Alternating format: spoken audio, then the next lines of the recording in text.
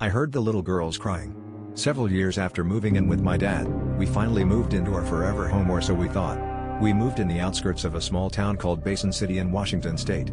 Everything seemed to have been going fine. No more fighting for a parking spot at the apartments, no more hearing your next door neighbor's footsteps down the stairs. Life seemed to be like it should. Quiet, that is, until a couple weeks later, while on the phone with my cousin, I remember hearing what sounded like a horse's footsteps on our sidewalk. We lived out in the country, so it's possible, but how? I looked outside and saw nothing, just the light from the front of the house and our sidewalk fading into the night the further down I looked. The next day, while doing yard work, I found a horseshoe under overgrown weeds. I always thought that was odd.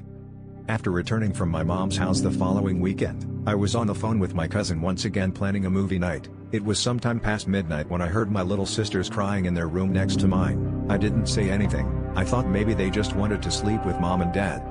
When I saw my stepmom the next day, I thought I'd mention something and remember saying, "Hey, there were girls crying last night." Her response was more of a shock. She replied with, "Your sisters don't sleep in that room. They say the little girls don't let them sleep at night." I didn't know what to say. I just remembered hearing little girls crying all over again. The final straw.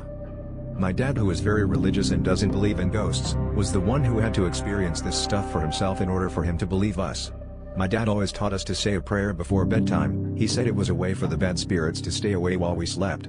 One night while my dad was saying the Our Father prayer, he mentioned he remembers saying the prayer, but upon closing it with Amen, he doesn't remember anything.